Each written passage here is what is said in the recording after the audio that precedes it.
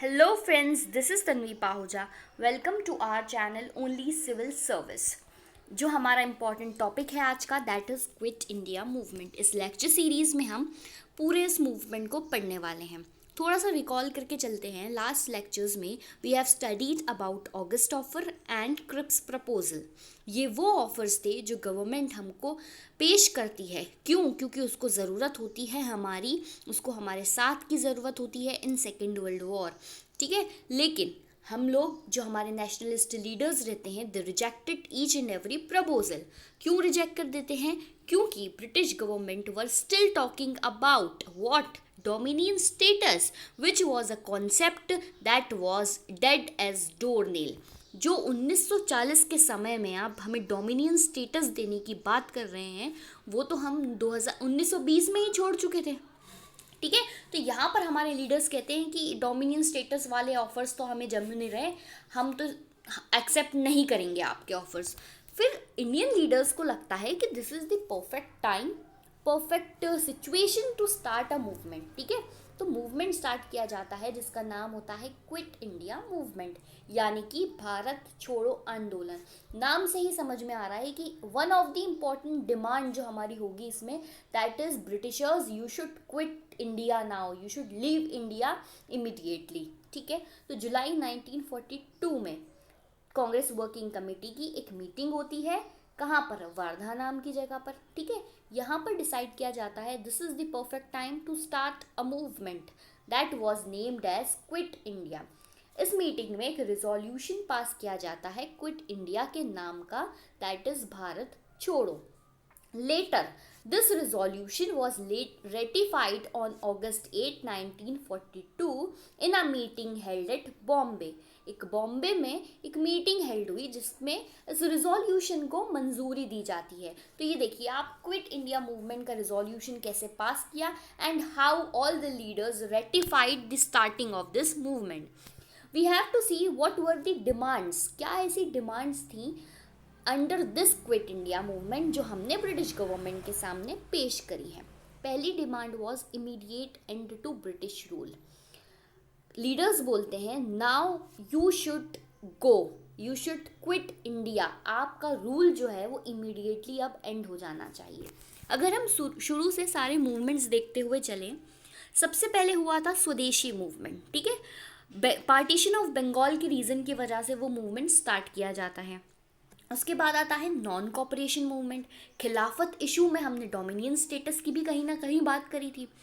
फिर हम आते हैं सिविल डिसोबीडियंस मूवमेंट में। अब तो हमने डिसाइड कर लिया कि अब हमें पूर्ण स्वराज चाहिए। नाउ एक नया मूवमेंट स्टार्ट किया गया है that is Quit India movement and the main demand is to immediately end the British rule. तो देखिए आप, हर मूवमेंट के साथ एक मेन ऑब्जेक्टिव जुड़ा हुआ है जो आपको बहुत अच्छे से याद रखना है, क्योंकि कन्फ्यूजन हो जाता है जब सारे मूवमेंट्स मैच द कॉलम में आ जाते हैं और साइड में उसके ऑब्जेक्टिव्स आ जाते हैं कि किस मूवमेंट के साथ कौन सा ऑब्जेक्टिव जुड़ा था, either Purna Swaraj, either immediate end to British rule. So okay, try to recall it nicely. दूसरा डिमांड रहती है टू गेट फ्री इंडिया। ठीक है, अब हमको इंडिया फ्री चाहिए to defend itself from fascism and imperialism. जैसे ही सेकेंड वर्ल्ड वॉर की आउटब्रेक होती है तो इंडियन लीडर्स को समझ में आ जाता है कि ये जो वर्ल्ड में सिचुएशन चल रही है तो जो आपस में लड़ रहे हैं either they are imperialist leader, either they are fascist leader. तो जो भी जीतेगा वो कहीं ना कहीं इम्पीरियलिज्म को ही राइज देगा वर्ल्ड के अंदर। Now we want free India, ताकि आने वाले समय में कोई और नेशन हमको इम्पीरियलिस्ट पावर बनकर इस तरीके से कंट्रोल ना करे। After withdrawal from provincial government of India, वो चाहते थे कि जैसे ही ये वॉर ख़त्म हो जाए हमारी प्रोविंशियल गवर्नमेंट बन जाए जो कि रिस्पॉन्सिबल गवर्नमेंट होना चाहिए and sanction a CDM against Britishers. Under this movement we also sanction civil disobedience अगर अगेंस्ट ब्रिटिशर्स। जो आपके सिविल लॉज हैं उनको अब हम डिसओबीडियंस करेंगे, मानेंगे नहीं। These were the demands that were put forward in the quit India movement. अब what was the basic reason? ठीक है, वो डिमांड्स थी। अब बेसिक रीज़न क्या थे जो हमको इमीडिएटली तो नहीं, लेकिन 1942 में एक इतना बड़ा मूवमेंट स्टार्ट करने की ज़रूरत पड़ी। तो शुरू से हम रीजंस तो देखते आ रहे हैं, इंपीरियलिस्ट पावर का कंट्रोल, ठीक है, दूसरी बात उनका जो ज़ोर ज़बरदस्ती से रूल चल रहा था इंडियंस के ऊपर वो, लेकिन जो इम्पोर्टेंट इसमें रीजंस थे दैट वाज क्रिप्स प्रपोजल का फेलियर, उसमें डोमिनियन स्टेटस की बात करना जिसकी वजह से हमारे लीडर्स जो है काफ़ी ज़्यादा भड़क चुके थे। Post war miseries, second world war जब वर्ल्ड में चलता है, that was immense rise in prices. Obvious सी बात है, जब सारे रिसोर्सेज वर्ल्ड वॉर में लगाए जाएंगे तो बाकी की कंट्रीज को प्राइस हाइक की दिक्कत देखने को मिली है, ठीक है, prices were very much high at that time. तीसरी चीज़ जो इम्पोर्टेंट चीज़ है that is Japanese expansion. Japanese expansion कैसे, सेकेंड वर्ल्ड वॉर के समय पर एक इतनी सी कंट्री, जापान का साइज़ अगर आप देखें तो हमारे एमपी से भी छोटा सा है जापान। जापान ने छोटे से नेशन ने एक जाइंट कंट्री रशिया को हरा दिया था, ठीक है।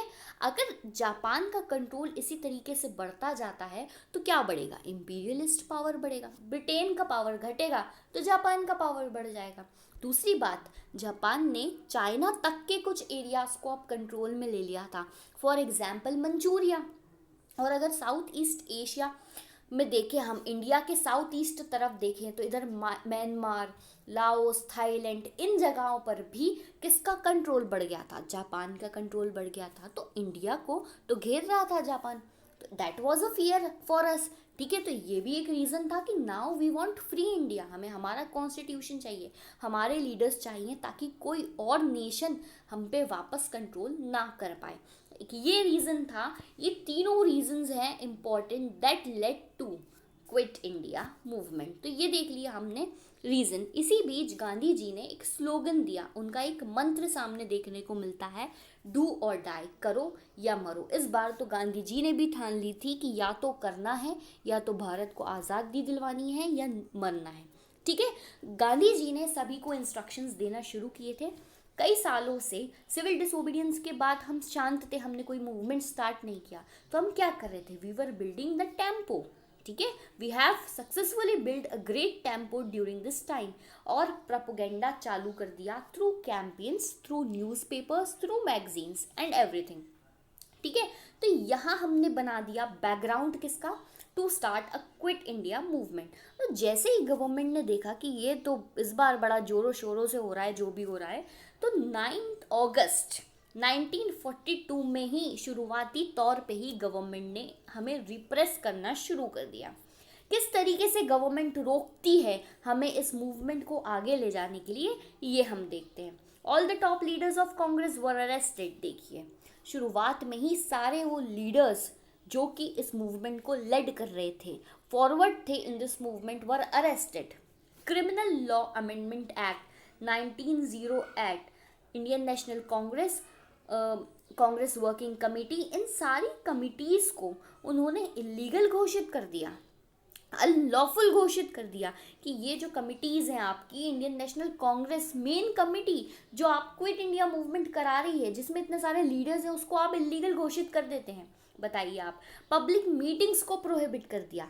देखो इस मूवमेंट का सिग्निफिकेंस क्या है सबसे बड़ा, अभी तक हमने जितने भी मूवमेंट्स देखे हैं, सबसे पहली बात, जैसे ही लीडर्स अरेस्ट होते हैं, जैसे ही एक सपोर्ट खत्म होता है मूवमेंट के अंदर, तो movement get a setback, movement खत्म होने लग जाता है। लेकिन क्विट इंडिया मूवमेंट में हमें ऐसा देखने को नहीं मिला। All the top leaders were arrested, Indian National Congress was declared unlawful, but still the movement continued. The people of India, the citizens of India fight for the freedom, ठीक है। तो यहाँ देखिए हमने किस तरीके से रिप्रेस किया, गवर्नमेंट ने सारे लीडर्स को अरेस्ट कर लिया। लेकिन इस मूवमेंट को कैसे सिटीजन रिस्पॉन्स करते हैं ये देखते हैं। इस टाइम पर जब सारे बड़े लीडर्स को अरेस्ट कर लिया गया था, तो young leaders came into forefront, they took the charge. जैसे कि अरुणा असफ अली का नाम इस समय बहुत आगे आया, उन्होंने काफ़ी साथ दिया क्विट इंडिया मूवमेंट के अंदर। Public on rampage, public road पे आ चुकी थी, ठीक है, कई सारे लोग रोड पे आ चुके थे, they boycotted everything, boycotted every Britishers products, hosted national flags on public building, सब जगह पर भारत के झंडे लहराए जा रहे थे। दूसरी चीज़, ब्रिजेस ब्रिजेस जो गवर्नमेंट ने ब्रिजेस बना रखे थे जगह जगह पर, देवर ब्लोन ऑफ, उन्हें तोड़ दिया गया था। रेलवे ट्रैक्स को रिमूव कर दिया गया था, क्योंकि इंट्रोड्यूस ये रेलवे ब्रिजेस बनाने वाले, टेलीग्राफ लाइंस बनाने वाले, ये सब कौन थे? ब्रिटिशर्स। इसके थ्रू ही दे कॉन्टेक्टेड ईच अदर और हमारे मूवमेंट को रिप्रेस करते थे। तो इन्होंने क्या किया? सारे ब्रिजेस तोड़ दिए, रेलवे ट्रैक्स को रिमूव कर दिया, टेलीग्राफ लाइंस को इवन कट कर दिया। सारे स्टूडेंट्स जो हैं वो रोड पे आकर स्ट्राइक कर रहे थे, कॉलेज और स्कूल्स जाना बंद कर दिया, even the workers of the factory स्ट्राइक्ड। इस तरीके से रिस्पॉन्स किया है इंडिया मूवमेंट के अंदर। बहुत ज़्यादा इंपॉर्टेंट चीज़ हमें इस चीज़ में देखनी है, इस बार हम बेवकूफ़ी वाला काम नहीं किया, हमने बहुत समझदारी दिखाई। ठीक है, जैसे ही हम किसी मूवमेंट में हमारे लीडर्स सामने आते थे तो ब्रिटिश गवर्नमेंट क्या करती थी? अरेस्ट कर लेती थी। तो हमने इस बार अंडरग्राउंड एक्टिविटीज़ करी कि अब कहाँ से पकड़ोगे, कहाँ से अरेस्ट करोगे। अंडरग्राउंड छुप के लोगों ने कई सारी ऐसी एक्टिविटीज़ चालू करी थी। तो अंडरग्राउंड एक्टिविटीज़ में जिन लोगों के नाम फेमसली हमें पता चले हैं, that were Ram Manohar Lohia, Jayaprakash Narayan, Aruna Asaf Ali, Usha Sharma, Biju Patnaik, Chhotubai Purnayak, Achyut Patwardhan, Sucheta Kripalani, RP Goenka. ठीक है, इसमें मोस्ट प्रोमिनिएंट कई बार क्वेश्चंस भी आ जाते हैं। तो अंडरग्राउंड रेडियो चलाया था। ठीक है, एक फ्रीक्वेंसी सेट की गई थी, अंडरग्राउंड रेडियो चलाती थी उषा मेहता। इनका नाम एक बार ऑब्जेक्टिव भी आ चुका है। उषा मेहता ने क्या करा? अंडरग्राउंड रेडियो चलाया। ब्रिटिशर्स ढूंढ ही नहीं पा रहे थे इस फ्रीक्वेंसी को, समझ ही नहीं पा रहे थे कहाँ से बोल रही हैं। अब उषा मेहता ने क्या किया? अपने रेडियो में लोगों का मोरल बढ़ाया। ठीक है, उनको मोटिवेट किया कि नहीं, हमें लड़ना है, जब तक लड़ना है इस बार, तब तक हमें फ्रीडम नहीं मिल जाती। डू और डाई का जो स्लोगन हमने जो इस बार अपनाया था, उससे लेकर मोटिवेट किया लोगों को। प्रोवाइडेड गाइडेंस प्रोवाइड किया। आज हमको कैसे मूवमेंट स्टार्ट करना है, जहाँ हम लैक करते थे ना कम्युनिकेशन में, उसको ओवरकम कर दिया था हमने इस बार। तो पब्लिक के मोरल को बढ़ाया, गाइडेंस बढ़ाया, और इसी तरीके से हमने आर्म्स और एम्यूनिशंस को भी डिस्ट्रीब्यूट करते रहा जहाँ पर ज़रूरत पड़ती थी। तो ये बहुत अच्छी अचीवमेंट थी इंडियंस की अंडर दिस मूवमेंट। और दूसरी चीज़ हमें देखने को मिली, इम्पॉर्टेंट चीज़, कि हमने इसमें पैरेलल गवर्नमेंट भी बना दी। अब पैरेलल गवर्नमेंट क्या होती है? जो गवर्नमेंट चल रही होती है उस टाइम कंट्री में, उसकी अपोजिशन पार्टी वैसी ही मिनिस्ट्रीज़ को लेकर एक अपनी गवर्नमेंट फॉर्म करने की कोशिश करती है। ठीक है, तो हम लोगों ने पैरेलल गवर्नमेंट बनाई। अलग अलग जगह पर अलग अलग लोगों ने पैरेलल गवर्नमेंट का फॉर्मेशन किया। बालिया नाम की जगह पर चीटू पांडे ने एक पैरेलल गवर्नमेंट बनाई। तामलुक, जो कि वेस्ट बंगाल में है, यहाँ पर भी कई सारे लोगों ने पैरेलल गवर्नमेंट बताई, जिसमें थे जातिया सरकार, इम्पॉर्टेंट पर्सन। इन्होंने ऑर्गेनाइज किया विद्युत वाहिनीज को और इससे प्रोपोगेट किया और लोगों का मोरल बढ़ाया अगेंस्ट दिस ब्रिटिश रूल। सतारा महाराष्ट्र में जो जगह है, वहाँ पर ये सरकार बनी, एक और पैरेलल गवर्नमेंट, प्रांतीय सरकार के नाम से जाना जाता है। And it was among the longest parallel government started by नाना पाटिल और वाई भी चवन। तो ये क्या थी? पैरेलल गवर्नमेंट्स थी जो इंडियन लीडर्स ने बनाई थी। यहाँ हमें देखना है, जैसे हर बार हम देखते हैं कि पार्टिसिपेट किसने किया इस मूवमेंट में। तो there was mass participation in Quit India movement that was included by youths, women, even Muslim League supported, workers supported, Hindu Mahasabha ने भी हमारा साथ दिया, पीजेंट्स ने साथ दिया, सारे गवर्नमेंट ऑफिशियल्स ने अपनी जॉब्स त्याग दी, कम्युनिस्ट पार्टी भी, मुस्लिम्स भी। तो सब लोग एक होके खड़े हो गए against one and only British rule. ठीक है, तो लार्ज पार्टिसिपेशन देखने को मिला। और दूसरी बात, इतने लार्ज पार्टिसिपेशन के बाद भी the significant thing is there was no communal riots या नो कम्युनल क्लैशेस। दो कम्युनिटी के बीच में कोई भी लड़ाइयाँ हमें देखने को नहीं मिली, क्योंकि इस समय तक लोगों को समझ में आ गया था कि हमारी लड़ाई आपस में नहीं है, बल्कि हम सब की लड़ाई मिलकर एक ब्रिटिश गवर्नमेंट के लिए है। तो ब्रिटिशर्स चुप तो रहने वाले नहीं थे, बट ऑब्वियस सी बात है, पहले भी वो रिप्रेस कर चुके थे, लीडर्स को अरेस्ट कर चुके थे. Now how did they repress, let's see. Again the leaders were arrested. जो बचे कुछ लीडर्स इस मूवमेंट को चला रहे थे उनको भी अरेस्ट कर लिया. Now they attacked on the crowds. The innocent crowds were attacked by लाठी चार्ज. टीयर गैस फैला दी. टीयर गैस क्या होता है? गैस, पब्लिक के बीच में गैस डाल दी तो उससे आंसू आते हैं, लोगों को परेशानी होती है. फायरिंग, ओपन फायरिंग करने लग गए वो लोग. प्रेस को तो गेज कर देते थे, मिजल कर देते थे, बिल्कुल बंद कर देते थे. अब during this repression around 10,000 people were killed. देखिए आप कितनी बड़ी सिविल दिक्कत यहाँ देखने को मिलती है कि 10,000 लोग यहाँ पर मार दिए गए थे. ठीक है, तो यहाँ हमने देखा कि क्विट इंडिया मूवमेंट कितने जोरों शोरों से चला था. अब हमको ये एसेस करना है कि इस मूवमेंट के अंदर क्या ऐसी चीज़ें हैं that was of significance and that was of negatives. Movement continued without leaders. One of the significant point of this movement is it continued without leaders. लोगों ने, सिटीजन्स ने ही काफ़ी अच्छा रिस्पॉन्स दिया. कॉमन पीपल जो थे, they were the background of this movement. Yes, definitely we have seen, truth reveal हो चुका था इस समय तक कि Britishers, now it is no longer possible for you to stay in India, rule in India, जब तक हमारी इच्छा नहीं होती. और अब हमारी इच्छा बिल्कुल भी नहीं है.